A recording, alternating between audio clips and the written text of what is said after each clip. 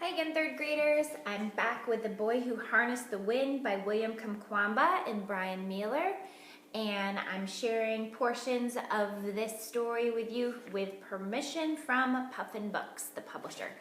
So today we're going to wrap things up with the epilogue, and it will be the end of the book for us. I truly hope that you've enjoyed sharing William's story, and yeah, let's get to it. So think back to chapter 15, the TED Talk, big happenings, continuing on with his schooling, trying to find a plan for his future, and the final chapter ended with a sentence that I'm going to reread because I just think it's such a powerful message and it really ties to the theme of the entire book. So let's revisit that before we jump into the epilogue. So it reads, "If you want to make it, all you have to do is try." And I really think William's determination embodies this idea. And I hope that that's something that will stick with you as you travel through your journey and take on new challenges. So, epilogue. While I was traveling in America over Christmas in 2007, I received some wonderful news.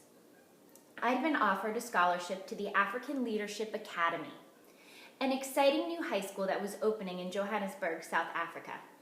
Its students were chosen from across Africa's 53 countries with the goal to train the continent's next generation of leaders.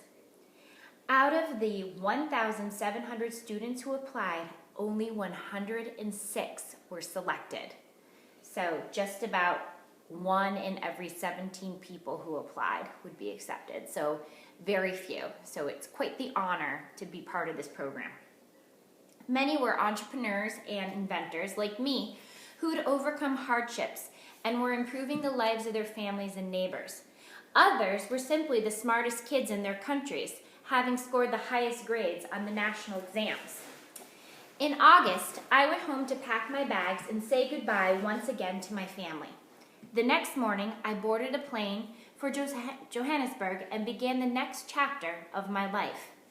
Even though I'd worked extremely hard at my school in Lilongwe, I was still behind in English and math. The classes at ALA were just as difficult as I'd imagined, and for the first year, I struggled. During times when my confidence sank low, I would daydream about my village and its simple comforts. I was terribly homesick. But gradually, I improved, and as my spirits lifted, I began to realize what an amazing place I'd found. The school campus was beautiful, with giant shade trees, lush green soccer fields, and peacocks that strutted across the lawn. But the best part of ALA was the many friends I met. People who, despite their young age, had already led extraordinary lives. Now, would you agree that William has led an extraordinary life thus far? I certainly would. There was Miranda Nyassi from KwaZulu, South Africa. During a big teacher's strike that closed down her school, she began teaching the students herself, leading courses in math, science, and geography so that no one's education would be interrupted. So it'd be like suddenly you were in charge of teaching all the lessons so that you could help your fellow classmates continue their schooling. Pretty admirable. My friend, Paul Loreen, was a lost boy in Sudan who survived the country's civil war and lived without parents in a refugee camp.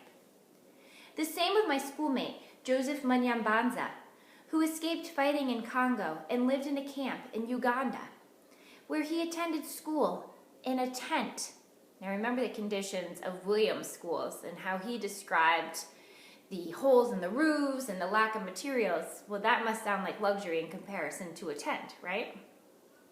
For the first time in my life, I was surrounded by people from a variety of backgrounds and cultures, and many of them speaking their own languages.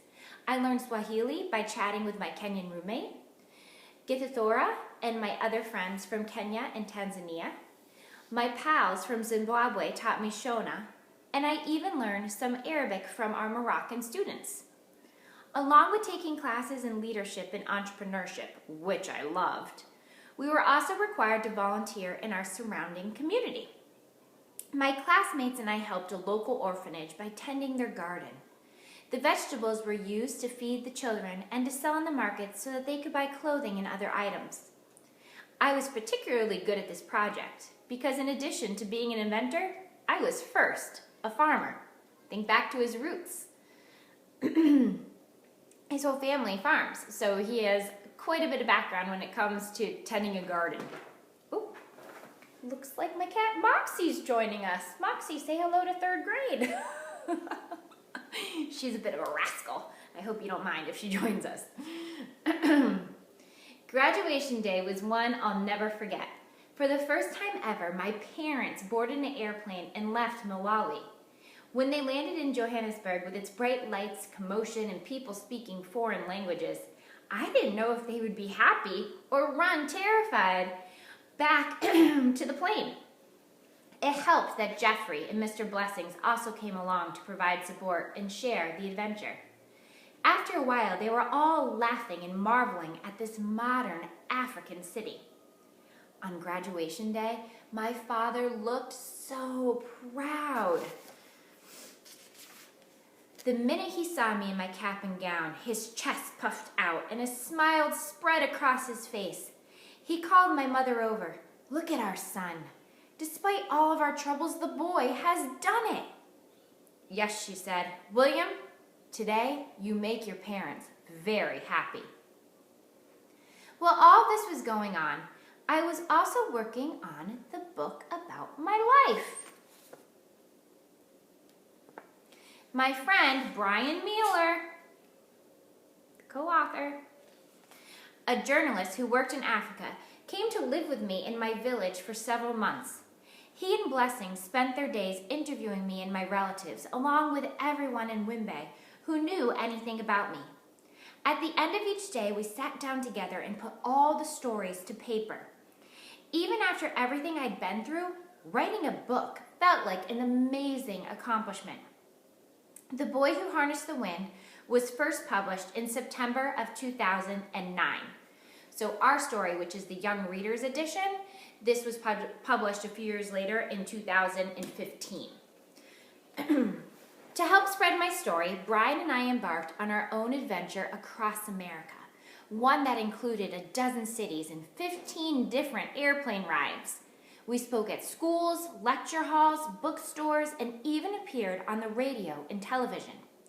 In every city we visited, I was so encouraged by the large numbers of young people who showed up at our events.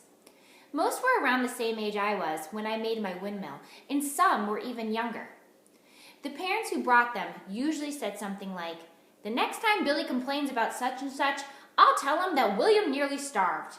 This made me laugh, but really, the kids told me they enjoyed the book because it made science seem cool.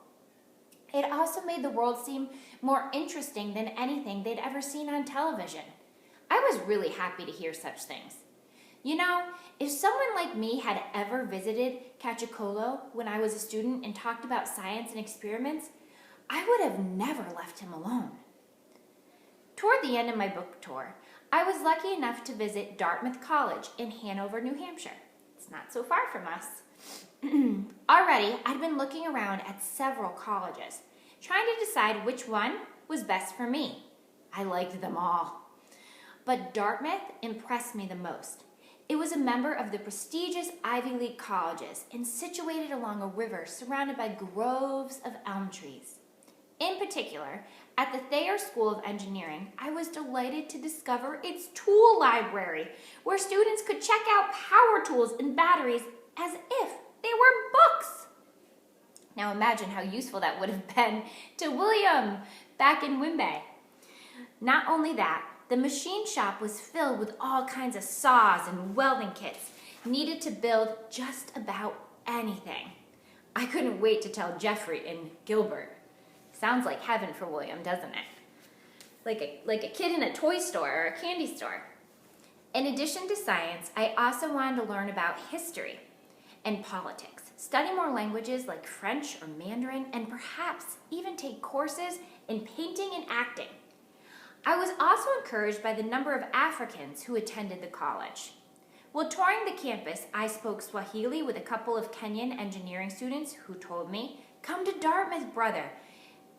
Here you have a family." I'm happy that I took their advice because the next 4 years were some of the best of my life. I won't say that college was easy.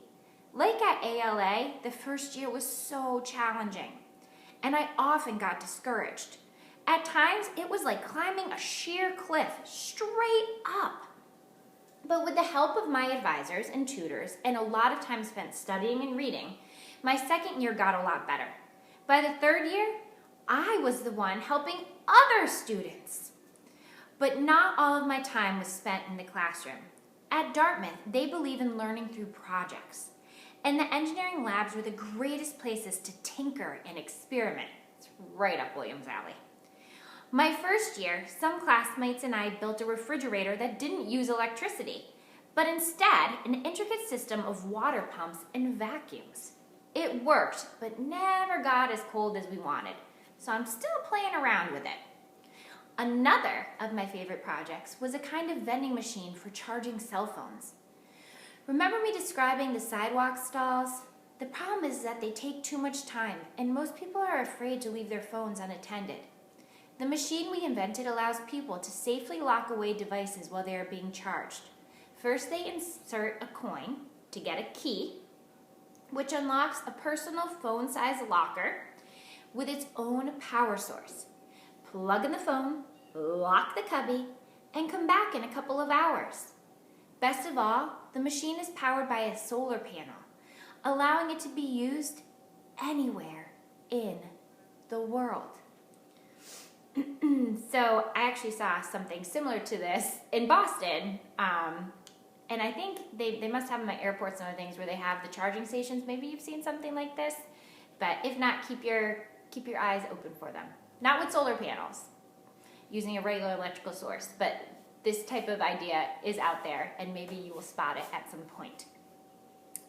Now that it's 2014 and I've graduated from college, people are asking me what I plan to do with my life and where I am going to live.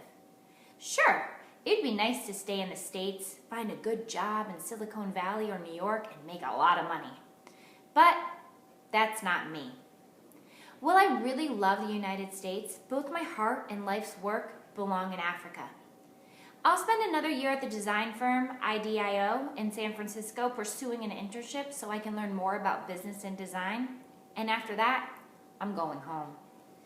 I have a long list of projects I want to start in Malawi, and several are already underway. After my first appearance at TED, Tom and I started a nonprofit group called Moving Windmill Project to help fund local village improvements and to pay for tuition. Some of the money comes through donations, while the rest I earn by traveling the U.S. and speaking about my life. One of my main goals for Moving Windmills was to rebuild the schools in my area. As I mentioned earlier, the conditions at both Wimbe Primary and Kachikolo Secondary were terrible. We had no desks, books, or proper supplies. The schools were without electricity and clean water. The windows had no glass to keep out the cold, and the roofs leaked when it rained. Wimbe Primary was built in 1950 and intended for about only 400 students, although more than 1,400 attended when I was a boy. In Malawi, the government only funds certain school buildings, sending their money instead to pay teachers' salaries and housing. So you can imagine how happy I was for Moving Windmills Project to team with an American organization called buildon.org to help rebuild Wimbe Primary. Based in Stamford, Connecticut, buildon.org has two parts. The first organizes American high school students to get involved in community service, such as cleaning up neighborhoods, volunteering at homes for the elderly, and soup kitchens, tutoring, and so forth. But it also works with communities to help build schools in poor countries across the world. Since 1992, the organization has constructed nearly 600 schools in Haiti, Nicaragua, Mali, Nepal, Senegal, and Malawi. So think about that. How even being so far away, organizations can work together and bring children in to make a difference. Third graders, I am so sorry. Please hold on for 1 minute. I am having a kiddo moment. Hannah, take off your dress and then just scoot down. So I can't help you, honey. I need you to hang tight. Sorry about that. We started work on Windmill in 2010 during one of my school holidays. It was important to have the community involved so that everyone felt they shared in the ownership. Local men made all the bricks, and the rest of the building materials came from within Malawi. As of 2014, we've built 4 new school blocks with 2 classrooms, each enough space for over 200 more students, each with his own desk. And each building is powered with LED lights, solar panels, and deep cycle batteries, allowing kids and their parents to stay late and study into the night. Reading is also a lot more fun there, thanks to the Pearson Foundation. We added 10,000 new books to the library, where I first learned about science. Miss Sikello now has so many books that she's sharing with other schools in the district. So our Maple Library has a little over 4,000 titles. So imagine William's teeny tiny library getting 10,000 books. That's wild. They also have quite a few more students there than we have at Maple. As for Cachacolo, people ask me if I'm bitter toward them for kicking me out, but I'm not. In fact, not long ago I went back and solar powered the entire compound. We also installed computers connected to a cool program called eGranary, which delivers the wonders of the internet in places without a network connection. They call it Internet in a Box, and it gives people free access to over 3,000 websites, 50,000 books, and more than 100 educational and computer software programs. We even hooked it up to a Wi-Fi network so that everyone in the region with a smartphone can use it 24/7, especially kids who may not be able to afford tuition. So he's helping out the school that he got kicked out of because he couldn't afford tuition, and he's making sure that kids who can't afford school tuition have access to this form of internet. I have now sent most of my sisters to private school. Doris and Aisha are enrolled in college. Doris is studying to become a nurse, and Aisha is working toward a degree in rural development. The younger ones are busy learning English and teaching it to their friends. I also helped Gilbert start a small music and film studio in Kasungu. As for Jeffrey, he's still in Windmill. His mother fell ill recently and requires his constant help around the house and farm. But this also means he can assist my father, who's busier now than ever. Thanks to my book sales, I founded a small business, a maize mill in Tumchama, that my family now oversees. And since our farm is producing double the harvest these days, I had to buy 2 pickups to help carry our crops to market. I'm also trying to start a transportation business. So during my last year at Dartmouth, I ordered a minibus over the internet from Japan that now moves people up and down Malawi's main highway. My hope is to create the first shuttle service from Kamuzu International Airport in the Longwy. Right now, we have only taxis and dusty minibuses where you're likely to share your seat with a farmer's goat or chickens. These businesses are mainly a way to support my family, and they'll do most of the work, because when I get home, I'll be focused on much bigger things. For one, I'm still dedicated to bringing water and electricity to the rural poor. Already, I have designs for easy-to-assemble drills for water wells, along with windmill and battery systems to provide electricity. Not only will they be affordable, but I want to make sure that they can also be repaired with simple, everyday materials, such as car parts, so that villages can keep them running. I hope to make these the flagship projects for an innovation hub I want to open in Longwy. It'll be a place where inventors and designers can share and develop ideas, consult with engineers and other professionals in their field, and receive funding. I modeled it after iHub in Nairobi, started by some other TED Fellows that's been focused on growing Kenya's high-tech community, and to great success. But instead of creating things like software and mobile apps, our hub will use do-it-yourself science and technology to bring Africans access to clean water, electricity, housing, and ways of earning money.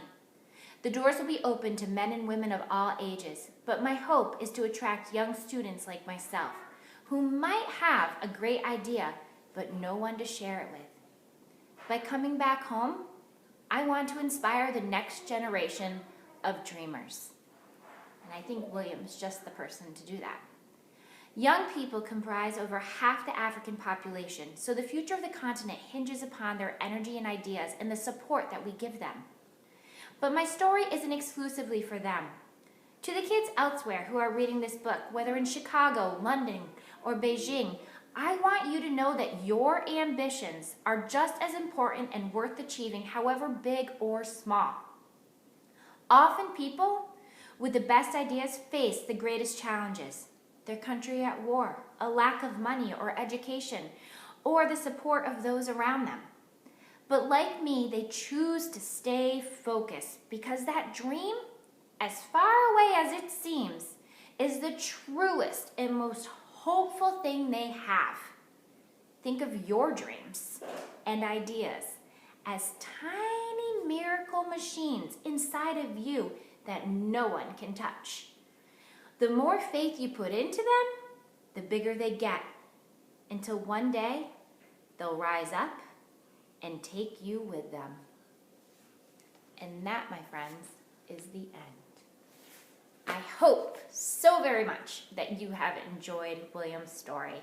I find him to be such an inspiration, and I think his story tells us all that we are very, very, very capable of achieving things that may seem out of reach. So I hope you keep that tidbit with you, and I look forward to sharing more stories with you as fourth graders. Can you believe that? Next year. So I know I won't be seeing you by the end of the school year, so I hope you all have really wonderful summers, and I look forward to being back at Maple with you. I miss you all very much. I'm going to be posting and distributing through your classroom teachers links to William's TED Talks so that you can see his first TED Talk, and he's done one more since then, so you can see him a little bit older and hear his reflections on all that he has accomplished. He also has a website that I will send a link to so you can have a little bit more information on him, because I love when you read what is a great story that is a memoir that is based on someone's life, especially when it is telling such wonderful accomplishments. So, until we meet again, I hope you all stay well. I miss you very much.